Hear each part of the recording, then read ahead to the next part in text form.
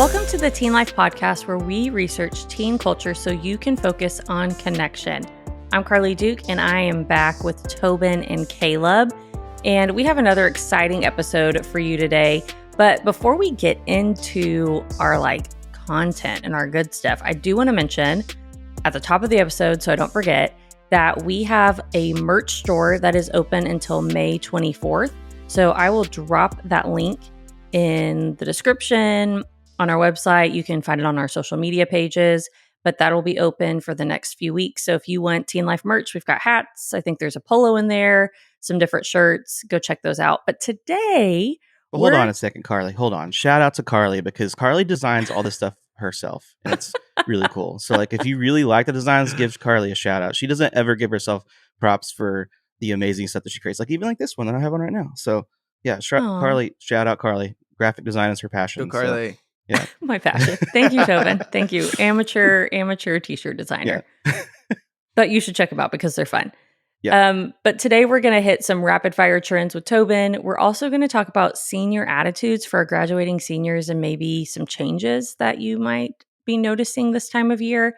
And then it's also Mental Health Awareness Month. And so we are going to hit a couple of things about that. And I also have a fun download coloring page PDF to tell you about. Well, I would like to start with Tobin's trends and some things that I super don't understand, because I think I've usually with these trends, if Caleb brings something to the table, I'm like, oh yeah, here's my age. I'm definitely older than Caleb and stuff.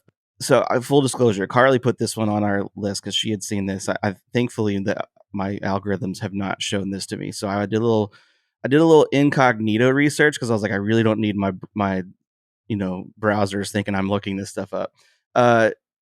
I don't know if you've heard of this. If you're a parent of a teenager, or if you're a teen listening, there's a trend going around called bra strap bracelets, which is basically exactly what you think it is. It's girls taking off, cutting off their bra straps and then putting jewelry and beads and sewing it into I guess what's the word I'm looking for? A one size fits all bracelet. It can be on anybody. Now I read that of so they're just taking their bras and they're making themselves jewelry, and then Karlie pointed out to me, no, they're doing this to give it to their significant others, which is a whole lot more weird and concerning. So yeah, I mean I'm all for a trendy cool little Pinteresty piece DIY. of jewelry, but yeah, do you whatever? If you want to repurpose, or if it's cool, I don't care about that. It was the part that got me was this is how I'm going to mark my territory on the my significant, my partner, my significant other. I think the version of that when I was in high school was it might be dumber. It was giving your high school class ring to your girlfriend or significant other. I remember the first time I did that, my mom was like, absolutely not. We paid for that, and that's very expensive. So but yeah, I don't know. This is more cost effective. Yeah, that's true. It is more cost effective. I don't know how much bras go for, but they can't be Balfour graduation ring level. So absolutely not. But boys, if you're listening, girls don't wash their bras enough. Don't put that on your wrist. It's so guys, gross. you can say no. You can say no to this. You can be no, I'm not going to wear that. But it's thank you for the thought. But no. It has to be only for the other girls to see. Because I don't think most guys are going to connect, whoa, that's a bra strap on that dude's wrist, unless they're aware of this thing. Because Sure. It's probably just for the other girls to see, oh, this guy's taken. Do you write your name on it? If you're the girl, do you put your name on it? So it's an even further mark of your territory. I don't know. That's sure. Anyway, weird trend. I don't understand. As I get older, I think there's a lot more of these. But if you have a student, a teenage son or whatever, and that student comes home and they have a bra strap on their wrist, you might want to ask them a question about it. Just kind of say hey, who'd you get that from? Because it could be a clear sign of, oh, they have somebody, or hey, maybe we need to set some better boundaries or something. So the other thing, it's very different, but one of the trends that's popping up lately is called the Kaizen challenge. So if you haven't heard about this, I'm pulling up my notes for it. It is developed from a Japanese term which means good change, or change for the better, or improvement. And so as a philosophy, Kaizen promotes a mindset where small incremental changes create an impact over time.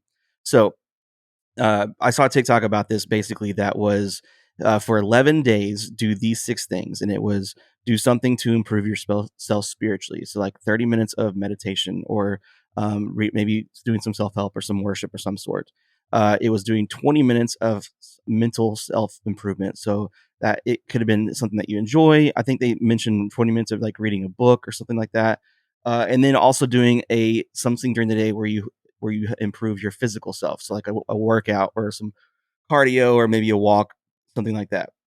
Those are pretty standard, normal things. And then it says every day to make a checklist or a to-do list of 6 achievable tasks. So like you can't put something on the checklist that's going to be, a week-long project. It's like it's for whatever that day. So if it is like go to the store or whatever it might be, to put it on a checklist, that way you can check it off at some point during the day. And on that same paper, you're also going to write 2 things that you're grateful for. And then either at the beginning of the day or the end of the day, you're going to spend 15 minutes reflecting on your goals. So I actually this year started doing a gratitude journal where every day I kind of sit down. So it's a little bit continuous of that. I've also heard, like we talked about before we started recording, that 75 hard kind of does a very much more intense version of this, of like you have 2 long workouts in the day, and then you read 10 pages of a book and eat healthy, that kind of stuff. So what do y'all think about the Kaizen challenge? Like, is this something that like would speak to you, or like what are y'all thoughts on it? Yeah, it scared me when I first, because I'm like, what is this? Like, what is Kaizen? Like, it sounds like what's P90X, like some sort of like mega, let's get jacked. The Kaizen challenge. But no, it's for me, like I'm looking at this list, I'm like, yeah, I mean that's some good stuff. Like I feel like even to have achievable goals that you can then look back on and say, okay, I did that. Because I mean, that's such a hard thing. Like even if you're talking mental health, depression, a lot of it is just feeling like you can't get anything done. Like even if you look, and I think there's a balance there of like even if you don't have all of the checklist done and you missed your goals and you're reflecting on balancing, like, hey, it'll be okay, let's get it tomorrow, instead of being like, this I'm worth. Maybe it also maybe teach you to set like more attainable goals. Yeah. So that way you aren't having the self-deprecating moments at the beginning or the end of the day. Yeah. Yeah. I mean, like there's all that science that I don't remember the exact numbers, but there is that scientific like research that talks about how after you create to create a habit, it takes X amount of days to get there. I think that's essentially what they're trying to do in an attainable way. Like, I mean, like 75 hard and P90X, all that kind of stuff. Like it does work, obviously, but you have to have a lot more self governing control in that situation. Whereas this one seems a little bit more attainable of like, I mean, 30 minutes of mental health might literally be just you driving in the car with the radio off and just kind of like being in a Zen moment, like of quietness, like minus the driving. These are all things that I feel like you could easily do. And honestly, I think I kind of do some of this a little bit already, but I think I might actually kind of see, I might do this month and then report back and just kind of see how I feel about it. Cause it's definitely something that, I think we don't teach ourselves, like in this going society with technology and cell phones, or like, especially with teens, like we're just kind of teaching to power through and plow through. And, and if you don't hit your goals, like, we don't really talk about hitting attainable goals and stuff like that. So it's definitely interesting for sure. But right now, like talking about changes before graduation that you might experience with your teens, and like I don't think it's anything new. We have a whole term coined for it of senioritis, of just kind of the effect of like, okay, I'm almost done with this stage of life. And I feel like whether you're even going away to college or staying home, trade school, whatever, I feel like it's still you're coming to an end of something. The finish line is there in sight. And so it's kind of like, experiencing some changes, acting differently. And I say it's nothing new because I definitely did this. I feel like would push boundaries probably. And I feel like our parents did a good job of giving us maybe even a little more freedom our senior year. Cause I was going off to a different city without them, and so kind of practicing getting used to some freedom and responsibility on my own. But did you guys act any differently your senior year? I think so. I know that my like you said, my mom was pretty good about when I turned 18. Like we had a lot of hard conversations about, hey, I mean, obviously I'm older, so like you could smoke cigarettes, you could do things that you couldn't do when you're 18 or when you were 17. And in like hard conversations about like, hey, like you're an adult now, like these, there are consequences to being stupid and doing dumb things. I think that for me, I really loved high school, and so I think I kind of went through almost like a a mood of depression a little bit of Mhm. Mhm. knowing that that was coming to an end. Like I kind of I dwelled a lot on the last of my senior year, Yeah. like when I had like my last football game, marching game, my last competition, my last concert, my last paper I wrote for the article I wrote for the paper.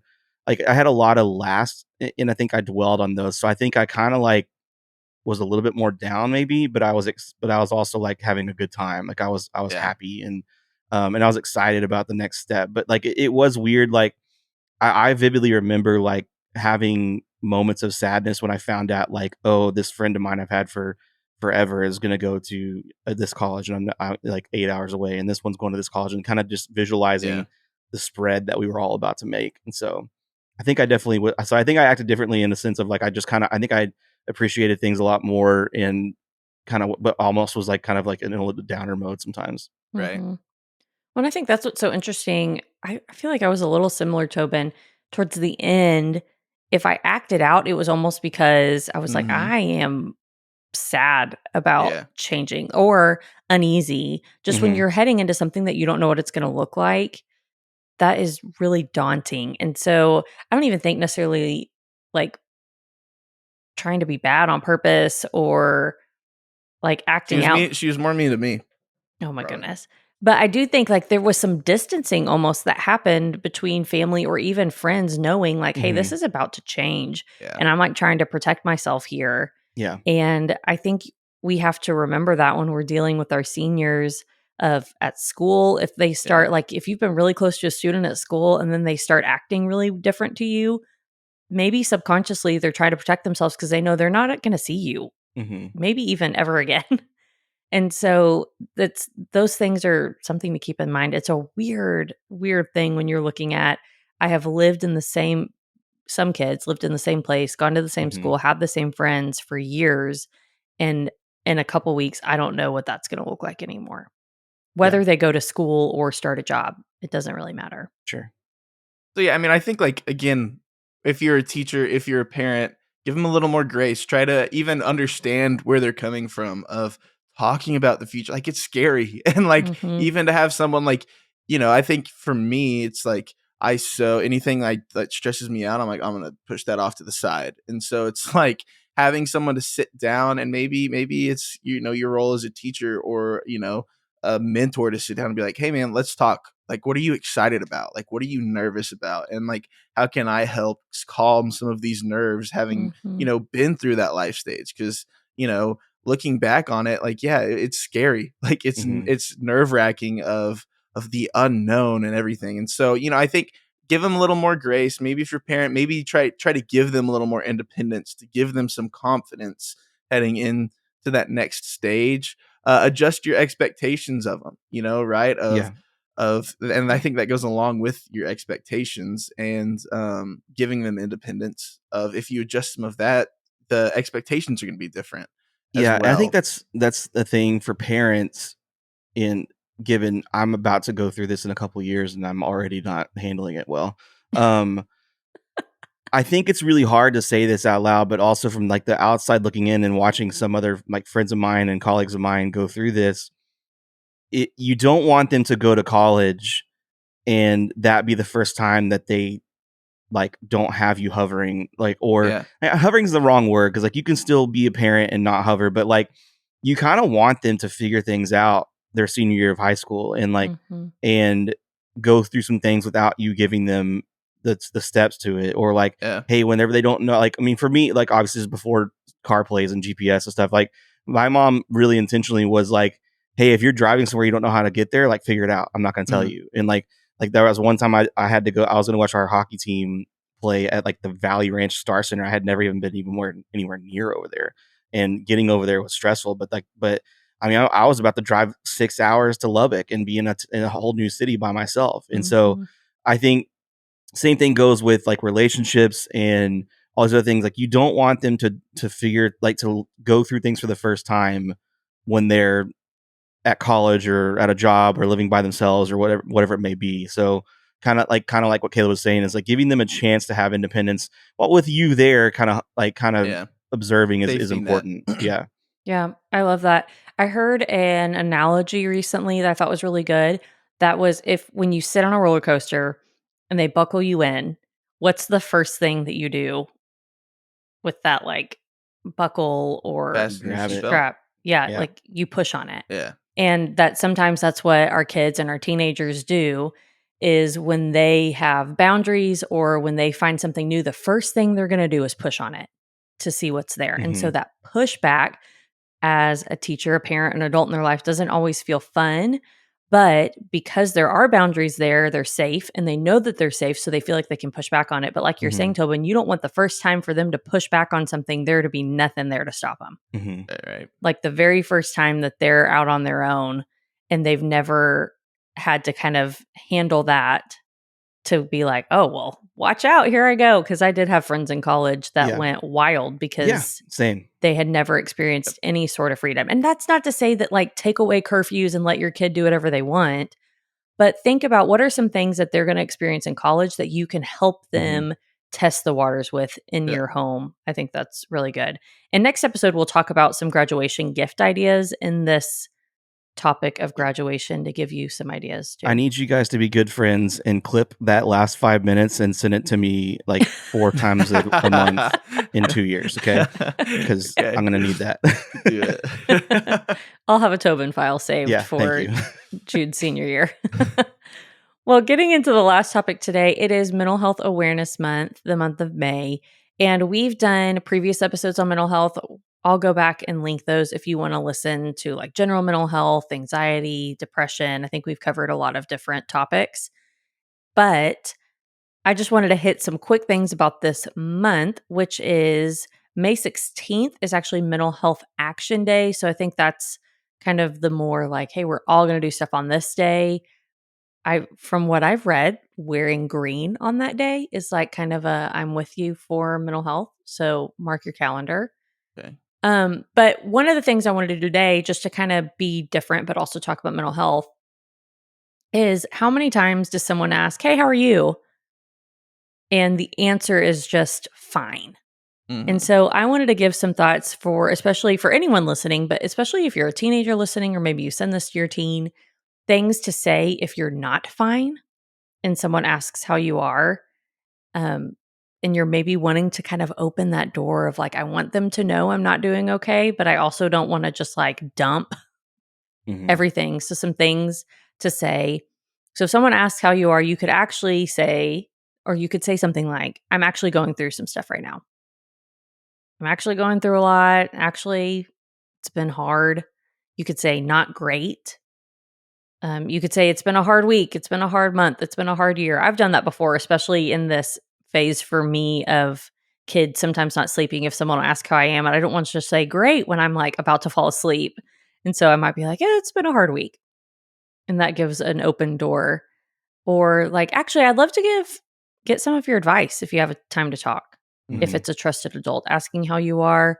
And then if they're asking and you're not fine, but you also don't want to talk about it, because sometimes that's relevant. Like you want to let them know I'm not okay, but I also don't want you to ask me about it. You could say like, thanks for asking. I'm not great, but I really don't feel like talking about it right now. And that way, maybe even that person knows, hey, maybe I should check on with them later, but now is not the time to get into that. Especially at church. I feel like that's a question we ask at church all the time. And a lot of times you don't want to like in the middle of the lobby of church go into why my life is falling apart or why it's not doing well. And I think that's one of the things that is hard about church. One of our longtime friends of teen life and somebody that's really integral part of teen life, David Fraze. I heard him talk about I think it was a lesson. It may have been a sermon one time about, he called it the Christian F word. He was like, it's something that we use all the time that we shouldn't, because we need to be more honest with like how we are and stuff. And like, and I have to remind myself about that sometimes too. Like, and using that word fine whenever it's like, like even like just saying, hey, I'm actually like having a tough time, like and just walking away from that, it creates a better connection with you and that person, in the future if they need to like be there for you. It's not just out of nowhere. It's not a surprise to them. Yeah. And I Right. think it's important to note too, like you don't necessarily have to say these things if someone asks you how you are and you're like, I don't really know you super well, right? You're a friend of like my parents and you're asking me how I am. Hey, I'm doing great. Right. I don't really want to get into this. But right, if there's a trusted adult and someone that you trust and want to speak into your life, like, yeah, without necessarily just being like, uh and like word vomiting on them, be like, hey, I'm not great. Use some of these things. Now, for the adults who are listening, if you are talking to a teen who says they're fine or that they're okay, and you're sitting there, you're picking up on maybe some nonverbal Mhm. hints or what they're saying, and you're going, I don't actually think they're fine. Here are a couple of ideas of ways to ask nicely without like just straight up calling them out. So Mhm. you could be like, just say like, hey, are you sure? I'd love to grab lunch, a sonic drink if you want to talk. Give them an out that maybe they don't, like I said, don't want to talk about it right then. But even right then, if you ask that and they say, no, I'm good, maybe the next day be like, hey, I'd love to take you to lunch and buy your lunch. Is there a time that works for you? And maybe if you get them on a one-on-one situation, they'll open up more. You could also say, well, it seems like something's bothering you. Is there anything I can do to help? Not offering advice straight up, but asking Mhm. if they want your help. Sometimes too, it's helpful to say like, I have noticed blank Hmm. has something been going on. So if you are showing them like, hey, I've been paying attention and this is different. Hey, I've been noticing that you've seen a little down lately. Hey, I've been noticing you haven't been showing up to church as much. Hey, I've been noticing that your grades are dropping a little. Is something going on? When you give them like something that's very tangible and almost factual, and then can say, you want to talk about it? And the answer might be no, and that's okay. And I do think we need to respect that. Yeah. If you Yeah. follow up and they say, no, I'm still fine, or I don't want to talk about it, that might be your sign to back off. Yep. But sometimes they might just need that second ask to open Mhm. up and be like, okay, this person really does care about me. So, the Y- last thing I want to mention before we wrap up today is there are actually a lot of mental health benefits to coloring, which is great because we do that a lot in teen Mhm. life groups, and there's a reason that we do that. But it really does help and it can get your mind off of things. And so we have created, I think it's 3 sheets of coloring pages. And so I will post the link if you want to download those for Mental Health Awareness Month. They have cute little phrases on them. And it's just something that you could do maybe to give to a teenager or a loved one that might be going through a hard time as an inspirational thing. Or maybe if you are just like, hey, I love adult coloring pages, download them and find out more. But that's a wrap on this episode. We hope that you have a great Mental Health Awareness Month, but also we're looking for teens that you can pour into and connect with more this month. As always, remember that teenagers are not a problem to be solved, and we'll see you next week.